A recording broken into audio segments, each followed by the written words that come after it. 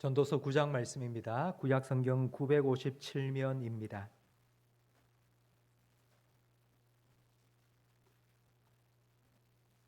전도서 9장 9절 한 절 말씀이니 다 한 목소리로 함께 읽겠습니다. 내 헛된 평생의 모든 날 곧 하나님이 해 아래에서 내게 주신 모든 헛된 날에 내가 사랑하는 아내와 함께 즐겁게 살지어다. 그것이 내가 평생에 해 아래에서 수고하고 얻은 내 몫이니라. 아멘. 기쁨을 다시 찾자는 주제로 벌써 세 번째 설교를 하고 있는데요. 첫 시간에는 하나님을 기뻐하라는 시편 37편 4절 말씀으로 세상이 주는 가짜 기쁨, 쾌락에 유혹받고 중독되지 말고 하나님 안에서 하나님 주시는 참된 기쁨을 누리자고 말씀을 드렸습니다. 그리고 지난 시간에는 밭에 감추인 보화 비유를 통해서 하나님께서 우리에게 주신 우리의 밭 잘 관리하고 경작하다 보면 하나님께서 그곳에 숨겨두신 보물을 발견하는 기쁨을 누릴 수 있는데, 많은 사람들은 여기가 아니라 저 먼 곳에 더 좋고 더 큰 보물이 있다고 착각하고 자꾸 밖으로 나가려고 합니다. 그래서 하나님 주시는 기쁨은 늘 가까이에 있다는 것을 말씀을 드렸습니다. 오늘 전도서 9장 9절 말씀을 통해서 하나님이 주신 기쁨, 그리고 하나님께서 가까이에 숨겨두신 그 기쁨이 구체적으로 무엇인지를 함께 살펴보려고 하는데, 오늘 본문 말씀을 다시 한번 화면을 보면서 읽겠습니다. 내 헛된 평생의 모든 날 곧 하나님이 해 아래에서 내게 주신 모든 헛된 날에 내가 사랑하는 아내와 함께 즐겁게 살지어다. 그것이 내가 평생의 해 아래에서 수고하고 얻은 내 몫이니라. 내 헛된 평생의 날, 전도서는 우리의 인생을 헛되다고 평가합니다. 헛되다는 건 인생이 무의미하다는 허무주의도 아니고, 인생은 슬픔과 고통뿐이라고 보는 비관주의도 아닙니다. 성경에 기록된 헛되다는 말의 원래 의미는 안개와 같다는 의미입니다. 안개는 보이다가 금방 사라져 버립니다. 그러니까 우리 인생이 그렇다는 겁니다. 우리 인생은 금방 잘 되는 것 같다가 금방 또 사라져 버리는 것 같습니다. 그래서 이런 인생을 살면서 세상이 주는 가짜 기쁨, 쾌락을 위해서 목숨 걸지 말고, 그걸 위해서 죄 짓지 말고, 그걸 위해서 애쓰고 노력하지 말라는 것이 전도서의 주제입니다. 전도서는 솔로몬이 썼습니다. 솔로몬은 지혜로운 왕이라고 알려져 있는데, 그것 외에 또 하나 더 잘 알려진 것이 바로 1000명의 후궁과 첩이 있었다는 것입니다. 근데 이 1000명의 여자를 거느린 솔로몬이 오늘 본문 9절 말씀에 네 사랑하는 아내와 즐겁게 살라고 말합니다. 이건 이런 의미입니다. 1000명의 여자를 거느리는 것이 기쁜 것이 아니고, 하나님이 짝지어 주신 아내를 사랑하며 사는 것이 참된 기쁨이라는 의미입니다. 아마 오늘 설교를 듣는 여러분 중에는 지금 제가 한 이 말을 들으면서 나는 사별을 해서 혼자인데, 나는 독신인데 지금, 그러면 오늘 목사님이 하는 이 설교는 나하고는 아무 상관이 없는 거다, 이래 생각하실 수 있는데요, 그렇지 않습니다. 오늘 이 말씀을 좀 더 일반화시키면 이런 의미입니다. 소유적인 기쁨과 관계적인 기쁨 중에 더 중요한 것, 하나님이 진짜 우리에게 주시는 기쁨은 관계적인 기쁨이라는 것입니다. 이 둘의 차이를 대조해서 가장 잘 보여주는 성경 말씀 중에 하나가 잠언 17장 1절 말씀입니다. 함께 읽습니다. 마른 떡 한 조각만 있고도 화목하는 것이 제육이 집에 가득하고도 다투는 것보다 나으니라. 마른 떡 한 조각만 있고 화목한 것이 관계적인 기쁨을 누리고 있는 것입니다. 제육이 집에 가득한 것은 소유적인 기쁨이 있는 집입니다. 그런데 둘 중에 무엇이 더 좋으냐? 바로 이 관계적인 기쁨을 누리는 것이 좋다는 것입니다. 왜 그런가 하면 하나님께서 사람을 원래부터 그렇게 창조하셨기 때문입니다. 하나님은 자기 형상대로 사람을 창조하시고 보시기에 심히 좋았더라 기뻐하신 것처럼, 하나님의 형상대로 지음받은 사람도 바로 관계적인 기쁨을 누리도록 만들어졌습니다. 그 증거가 바로 창세기 2장 18절 말씀에 나와 있는데 함께 읽겠습니다. 여호와 하나님이 이르시되 사람이 혼자 사는 것이 좋지 아니하니 내가 그를 위하여 돕는 배필을 지으리라 하시니라. 관계적인 기쁨을 누리지 못하면 하나님 보시기에 좋지 않습니다. 그 상태를 우리는 외로움이라고 합니다. 외로움을 느끼면 사람으로 채워야 되는데 사실 이 만남이라는 것은 힘들고 복잡 미묘합니다. 나 혼자 힘쓴다고 애쓴다고 잘 되지 않습니다. 만남이라는 건 사람과 사람이 함께 만나는 것이기 때문입니다. 그래서 이 만남이 힘들기 때문에 외로움을 채우기 위해서 소유적인 기쁨을 추구합니다. 사람이 아니라 만남을 통해서가 아니라 물질로, 쾌락으로, 오락으로, 마약으로 이런 것들로 기쁨을 채우기 시작하는데 이건 마치 목마른 사람이 바닷물을 벌컥벌컥 마시는 것과 같습니다. 노인과 바다는 해밍웨이를 일약 스타로 만들어준 소설입니다.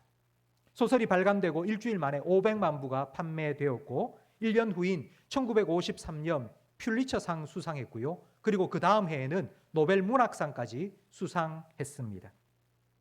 그 내용은 쿠바의 한 바닷가 마을에 산티아고라는 늙은 어부가 있었습니다. 84일 동안 배를 타고 바닷가에 나가서 고기 한 마리도 잡지 못하고 돌아와서 동네 사람들이 그 산티아고를 향해서 이제 퇴물이다, 이제 다 됐다 라고 조롱했습니다. 산티아고는 나 아직 죽지 않았다는 걸 증명하고 싶어서 또 배를 타고 나갔는데 어마어마한 물고기를 잡았습니다. 그 물고기를 끌고 오다가 상어떼의 습격을 받아서 결국 항구에 도착하니 뼈만 앙상하게 남았더라는 내용입니다. 산티아고는 바다로 나갈 것이 아니라 마을로 들어가야 합니다. 사람을 만나서 자기가 평생 동안 바닷가에서 경험한 것들을 이야기해주고 도시를 갔다 온 젊은 사람들의 이야기도 들어야 합니다. 이것이 하나님께서 우리에게 주신 관계의 기쁨을 누리는 방법입니다. 이 기쁨을 누리기 위해서는 더 큰 물고기가 필요한 것이 아니라 더 많은 만남이 필요합니다. 오늘날 우리가 자꾸 잡으려고 하는 큰 물고기는 그래 크지 않은 물고기입니다. 지금 우리가 살아가고 있는 이 시대는 인류 역사상 가장 문명이 발달한 시대입니다. 지금부터 3000년 전 하나님께서는 다니엘서에서 이 시대가 지금처럼 될 거라는 걸 미리 예언해 주셨는데요. 다니엘서 12장 4절 말씀에 보면 다니엘아 마지막 때까지 이 말을 간수하고 이 글을 봉함하라. 그 마지막 때는 많은 사람이 빨리 왕래하며 지식이 더할 것이라고 말씀하셨습니다. 많은 사람, 인구가 증가하고요. 빨리 왕래한다. 교류가 활발히 일어나고요. 지식이 더한다. 지식이 홍수처럼 정보의 홍수 시대가 되었습니다.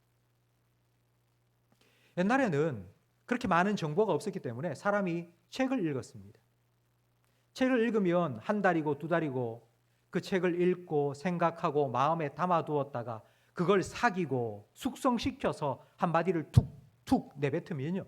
그 말이 힘이 있고 사람을 참 위로하는 말이었습니다. 그런데 요즘은요. 얼마나 정보가 쏟아지는지 그냥 이러고 있습니다. 슥슥슥슥슥슥.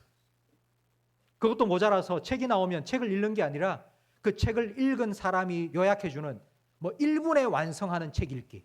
그냥 그거 쭉 보고는 다 읽었다는 거예요. 숙성할 시간도 없고 생각할 시간도 없고 그냥 말을 쏟아내는데 그 말이 다른 사람에게 상처가 되고 아픔이 되는지도 모르고 그냥 뱉어내는 겁니다. 이렇게 사람들을 많이 만나고 있으니 사람들을 대할 때에도 이런 정보를 접하는 것과 똑같이 대하는 겁니다. 여러분 혹시 면접을 보신 분이 있으십니까? 면접을 보신 분. 아니면 혹시 면접관이 되어 보신 분이 있습니까? 사람 면접을 보면요. 제일 먼저는 서류를 받습니다. 그럼 서류를 검토합니다. 학교 어디 나왔고, 성적은 어떻고, 어디에 살고, 가족관계는 어떻고, 그리고 서류를 딱 듣고는 들어오라고 부릅니다. 들어와서는 이런저런 질문을 한 10분쯤 하고는요. 그 서류 밑에다가 점수를 매깁니다. 50점 탈락, 70점 고려, 100점 통과. 여러분 어떻게 사람을 10분 만나고 그 사람을 다 알고 평가할 수 있습니까? 근데 우리가 사람을 만날 때 이런 식으로 만날 때가 많지 않습니까? 우리의 만남은 너무 피상적입니다. 피상적이라는 말은 수박 겉핥기라는 뜻이고요. 얄팍하다는 의미입니다. 리차드 포스트 목사님이 영성대가인데요. 그분이 쓰신 영적 훈련과 성장이라는 책 서문에 보면 이런 말이 나옵니다. 피상성은 우리 시대의 저주다. 지금 우리가 살아가는 이 시대의 가장 큰 저주가 피상성이라는 거예요. 깊이가 없다는 거예요. 사람과 사람의 만남에 깊이가 없고, 내가 나 자신을 알아가는데 깊이가 없고요. 내가 내 스스로를 들여다보지 않는 거예요. 내가 나를 모르는 거예요. 그리고 하나님과의 관계도 너무 얕은 거예요. 사람을 만나서 사람에 대해서 10%를 알고 있는데 10%만 아는 그 사람을 내가 다 알고 있다고 생각하는 이 피상성이 우리가 지금 이 시대에 겪고 있는 저주라는 것입니다. 여러분, 10%만 알고 있는 게 아는 걸까요? 90%는 모르고 있는데도 그걸 안다고 말할 수 있을까요? 사람을 만나도 난 저 사람 다 알고 있어. 저 사람은 딱 보는 순간 견적이 딱 나와. 저 인간은 이런 인간이야. 저 사람은 저런 사람이야. 라고 딱 판단 내려버리고 점수를 딱 매겨버리는 거예요. 선입견을 가지고. 하나님을 아는 것도 하나님에 대해서 우리가 10% 알고 있는데 90%는 모르고 있는데도 내가 하나님을 다 알고 있다고. 여러분, 하나님은 우리를 어떻게 아실까요? 하나님께서는 우리의 머리털까지도 세신 바 되셨다고 말씀합니다. 예수님께서 말씀하셨죠. 그럼 도대체 하나님은 우리의 머리털을 언제 세실까요? 우리가 태어나서 머리카락이 몇 가닥 없을 때 그때 하나님이 다 세실까요? 아니요. 하나님께서는 우리가 아침에 일어나서 머리를 감고 나면 세십니다. 매일매일. 어제는 머리카락을 세니까 한 1100만 가닥이 있었는데 아침에 머리를 감으면서 한 550가닥이 훅 빠져버렸네요. 그럼 하나님께서 아침에 또 세시는 거예요. 하나님은 그렇게 우리에게 관심을 가지시고요. 우리를 살펴보고 계십니다. 이런 하나님의 관심을 받은 다윗이 하나님이 이런 분이라고 노래를 했는데 시편 139편 1절 말씀을 함께 읽어보겠습니다. 여호와여, 주께서 나를 살펴보셨으므로 나를 아시나이다.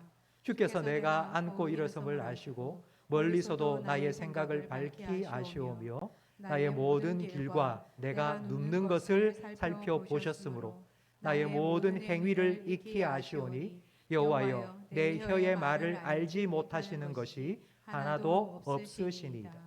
하나님이 우리에게 얼마나 관심이 많은지 우리가 앉고 일어서는 것, 우리가 눕고 자고 하는 것까지 다 살펴보신다. 여러분, 살펴보신다는 건요, 우리가 우리를 서로 만난 것처럼 그냥 휙 지나가는 게 아니고요.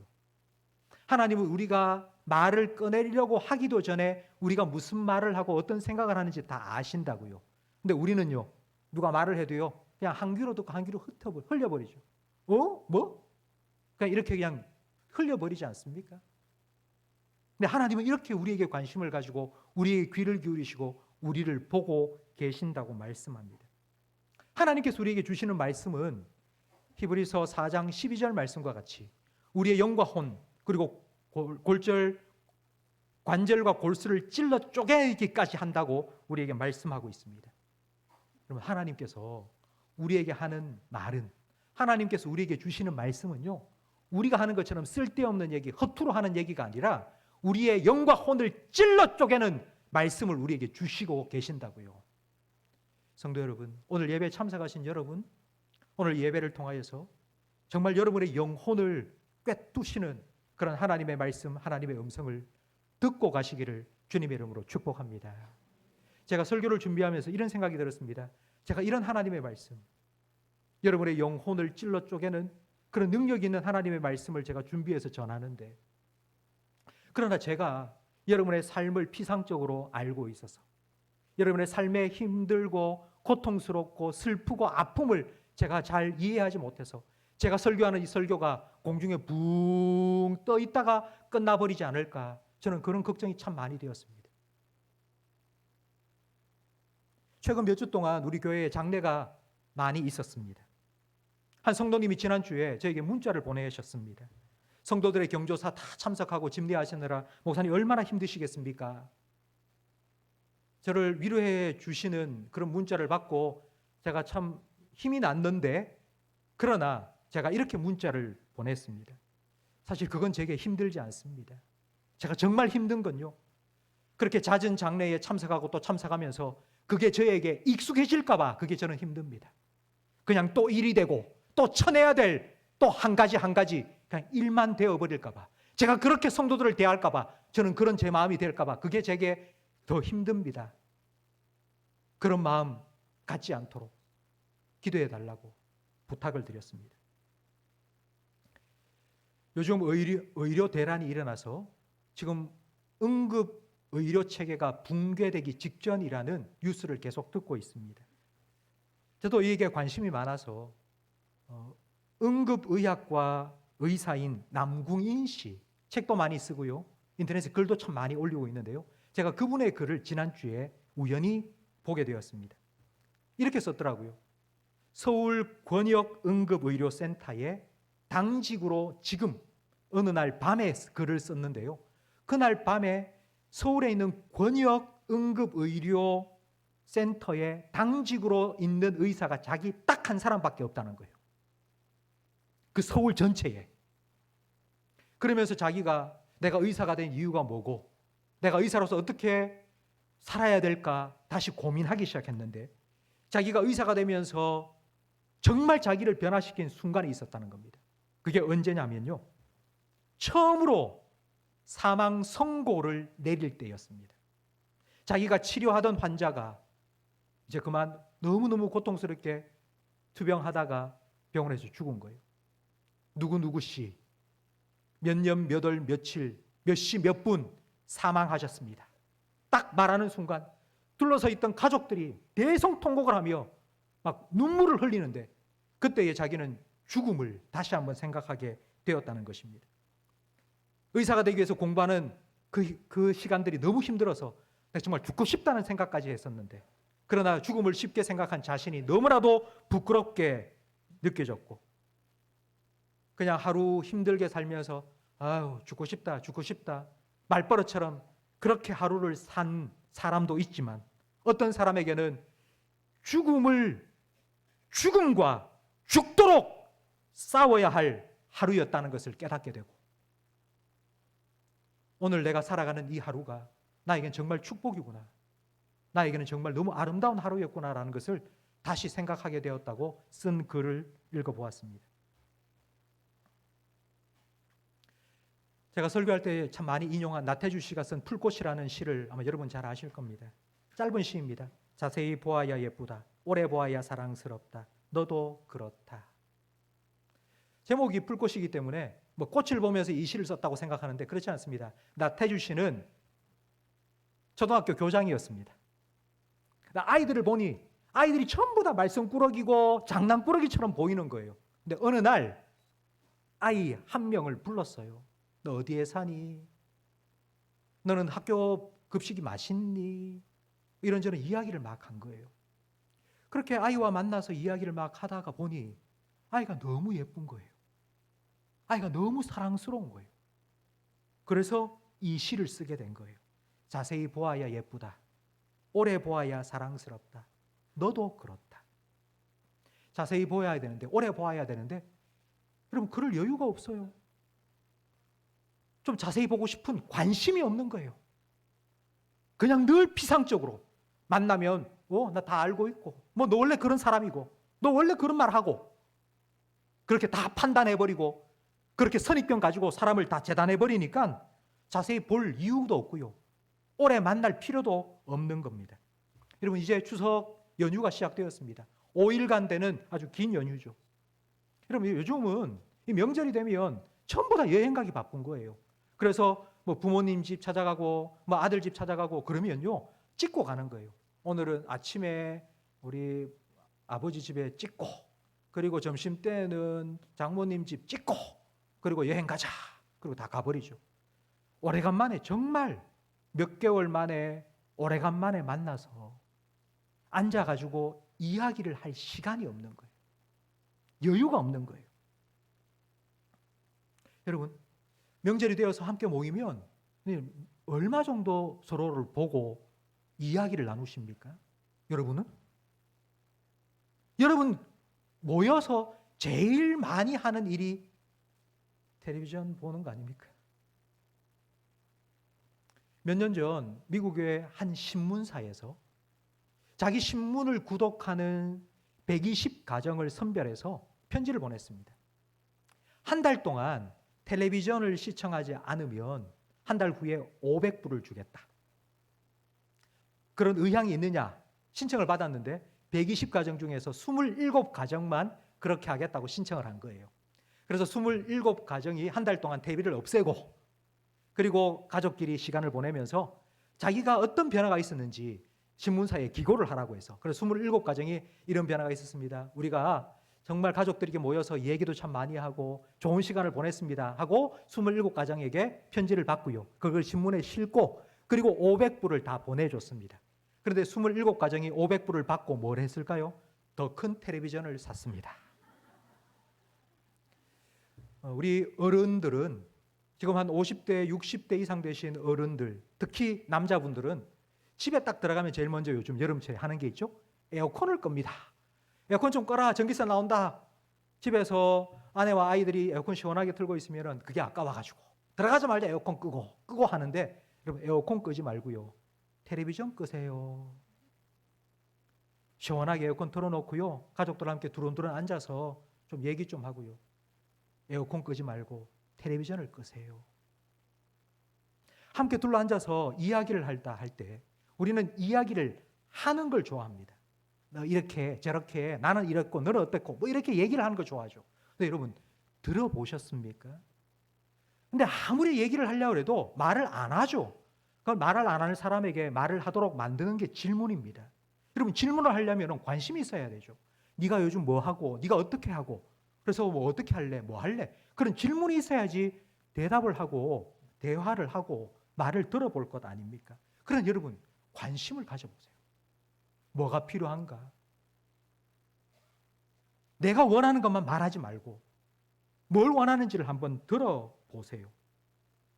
그리고 또 하나는 오늘 본문에 보니 네 사랑하는 아내와 즐겁게 살아가라고 말하고 있습니다. 여러분 살아간다는 건 과정입니다. 여러분 우리가 살아가면서 느끼는 기쁨은요 과정 속에 느끼는 기쁨이지 결과로 누리는 기쁨이 아닙니다. 만약 결과가 잘 되어야 기쁘다면 그 결과를 이루기 위해서 지금 살아가는 과정은 너무 힘들고 고통스러운 과정일 뿐이에요. 여러분 그렇게 살아가는 건 얼마나 불행합니까? 아버지가 늘 끝에서 1등을 하는 아들에게 야, 이번 시험에도 네가 꼴등을 하면 이제 부자지간 연 끊자. 넌 더 이상 내 아들 아니다. 라고까지 말을 했습니다. 시험을 치고 이제 성적표가 나왔거든요. 아버지가 아들을 불렀습니다. 야, 어떻게 됐어? 그러자 아들이 아버지를 쳐다보면서 아저씨 누구세요? 결과는 우리가 어떻게 할 수 없습니다.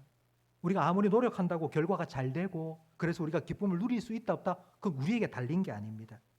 과정을 함께 해나가면서 그 과정 속에서 함께 살아가는 사람들과 기쁨을 누리며 사는 것 그것이 하나님께서 주신 관계의 기쁨을 누리는 것입니다. 얼마 전에 인사이드 아웃 2가 개봉을 했습니다. 몇 년 전에 1편이 개봉을 했는데요. 그 1편의 내용은 라일리라는 아이 마음속에 기쁨이와 슬픔이가 서로 막 싸우는 내용이었습니다. 기쁨이는 이렇게 생각했어요. 야, 라일리가 행복하게 살기 위해서는 슬픔이가 사라져야 돼. 슬픔이는 라일리를 자꾸 슬프게 만드니까 슬픔이가 사라지면 라일리가 정말 행복할 것 같아. 그러면서 슬픔이를 왕따시킨 거예요.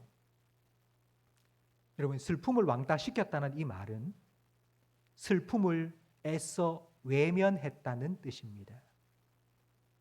슬픔을 왕따시키고 외면하고 나니 라일리의 삶은 하이퍼가 된 거예요. 아이들이 초콜릿을 많이 먹고 나면 아이가 하이퍼 상태가 되었다고 하죠. 막 업이 되어서 계속 업된 상태로 이러면서 사는 거예요. 가식적인 삶을 산 거예요.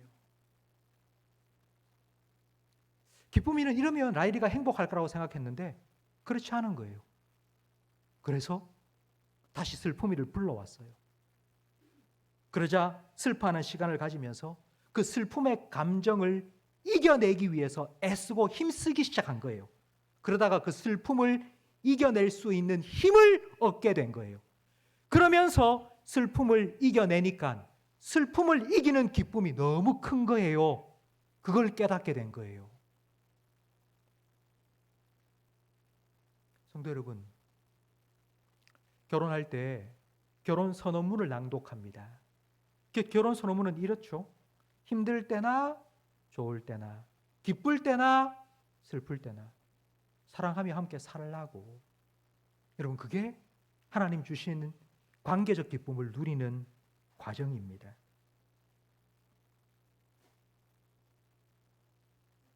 신앙생활도 마찬가지죠. 신앙생활은 하나님과 함께 이 과정을 통과해 나가는 겁니다.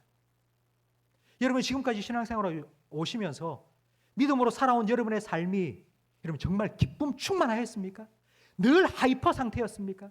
기도하면 응답이 탁탁탁 이루어지고 힘들고 어려운 것 하나도 없이 만사형통의 삶을 살아오셨습니까? 아니죠. 밤새워 눈물로 기도한 적도 많으셨지 않습니까? 하나님 제발 나 좀 살려달라고, 하나님 제발 나 좀 도와달라고, 나를 구해달라고 여러분 그렇게 기도한 적도 많이 있지 않으셨습니까? 그런 시간들을 통과해 나가면서 하나님과 함께 통과해 나가면서 하나님과의 관계가 더 깊어진 것, 그것이 바로 믿음입니다. 여러분, 믿음이 좋다는 게 바로 그런 거예요. 하나님과 관계가 더 깊어진 거예요. 떨어질 것 정말 실 한 가닥처럼 대롱대롱 매달려 있는 그 믿음, 그래도 붙잡고 버티고 있다가 하나님을 더 알아가고 하나님을 더 가까이 하면서 우리의 믿음은 더 깊어지고 믿음이 더 견고해진 것입니다. 하나님께서 이렇게 우리와 함께 해주신 것처럼 나와 함께 있어주고 나를 위로해주고 슬픔도 기쁨도 함께 했던 우리 형제자매들이 함께 있는 곳, 이게 우리 교회예요. 이게 우리 가정이고요. 여러분, 가정과 교회에서 신앙생활을 10년, 20년 함께하고 그리고 함께 살아온 우리의 가족들과 우리 형제자매들, 내 인생을 함께 나누고 공유한 사람들입니다. 성도들을 보면 성도들이 1년 중에 어느 한 기간에 특별히 힘들어하는 부분들이 있으세요. 왜 그럴까 보니 이렇게 말씀하시더라고요. 4월달 나는 참 힘듭니다. 그때 우리 첫째 아이를 낳으면서 조리를 잘 못해서 내가 너무너무 아팠는데 해마다 4월달이 되면 내 몸이 안 좋다고. 자기는 10월만 되면 마음이 너무너무 힘들어진대요. 내 남편이 10월에 죽었는데, 돌아가셨는데 그때만 되면 내 마음이 너무너무 힘들어진다고. 여러분, 함께 살아온 가족들이 그 시간, 그 아픔을 이해하고 공감해 줍니다. 근데 그렇지 않으면요, 저는 왜 저래? 아니, 어제까지는 웃다가 왜 저렇게 힘들어하고 그래? 이해를 못하는 거예요. 함께 살아오고 인생을 공유한 가족들과 형제자매들은 아는 거예요. 이해해 주는 거예요. 공감해 주는 거예요. 함께 아파해 줄 수 있는 거예요. 여러분, 그런 사람들이 함께 모인 가정과 교회가 하나님 주신 축복이 아니고 무엇이겠습니까? 캘리포니아에 레드우드 국립공원이 있습니다. 레드우드는 나무 이름인데요. 그 레드우드 국립공원에는 수천 그루의 레드우드가 군집을 이루고 살고 있습니다. 그런데 그 레드우드는요, 평균 높이가 110m입니다. 여러분, 110m는 아파트 30층 높이입니다. 그렇게 높은 나무들이 군락을 이루어 숲을 이루고 있는 곳입니다. 그런데 더 놀라운 건요, 그 나무의 뿌리는 3m밖에 되지 않습니다. 110m의 그 높은 나무를 지탱하고 있는 뿌리는 고작 3m밖에 되지 않아요. 그럼 바람이 불면 넘어질 거 아닙니까? 그런데 넘어지지가 않아요. 태풍이 불어도 나무들이 쓰러지지 않습니다. 왠고하니 나무들이 군락을 이루고 옆에 나무 뿌리가 얼키설키 3m인데 엉켜 있는 거예요. 꽉 붙잡고 있는 거예요. 그래서 아무리 바람이 불어도 쓰러지지 않습니다. 우리나라에도 이와 비슷한 종의 나무들이 있는데 그게 바로 저 담양에 가면 있는 메타세카이어, 대전 장태산에 가면 있는 메타세카이어, 산림욕장에 가면 많이 있는 그 나무입니다. 근데 여러분, 메타세카이어는 한 그루 서 있는 경우가 없습니다. 다 군락을 이루고 있습니다. 그렇게 높이 자랄 수 있도록 붙잡아 주기 때문에.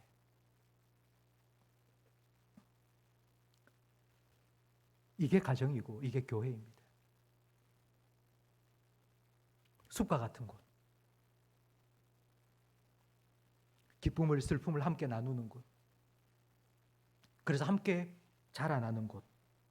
하나님께서는 헛된 세상, 이 허무한 세상 살아가는 우리에게 참된 기쁨을 누리며 살 수 있도록 우리에게 이 가정과 교회를 주셨습니다. 관계의 기쁨을 누리며 살아가도록. 그런데 이 관계의 기쁨을 누리지 못하게 하는 것이 우리의 피상성입니다. 우리는 너무나도 얄팍하게 사람을 대합니다. 여러분, 더 깊어져야 합니다. 관심을 가지고 귀를 기울여야 합니다. 그리고 결과의 기쁨만 추구하지 마시고요. 그 결과를 향하여 가는 이 과정 속에 힘들기도 하고 또 기쁘기도 하지만 그 힘듦과 기쁨을 함께 나누는 우리가 있다는 것, 그것 때문에 기뻐하는 것. 하나님께서는 그 기쁨을 우리가 누리며 살기를 원하시기 때문에 우리에게 가정도 주셨고 교회도 주신 것입니다. 성도 여러분, 이제 추석 연휴가 시작되었습니다. 여러분 어떤 계획을 가지고 오늘 이 예배에 참석하셨는지는 잘 모르겠습니다. 추석 연휴를 내가 어떻게 보내야 되겠다. 나 빨리 오늘 예배 마치면은 가서 찍고 이래 아마 계획을 세우고 오셨는지는 모르겠습니다만은 성도 여러분 5분이라도 10분만이라도 시간을 여유를 가지세요.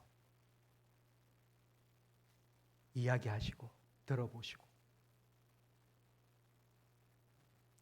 여러분의 가정에 그리고 우리 교회 가운데 하나님 주신 이 기쁨이 날마다 경험되고 나누어지고 그리고 누리는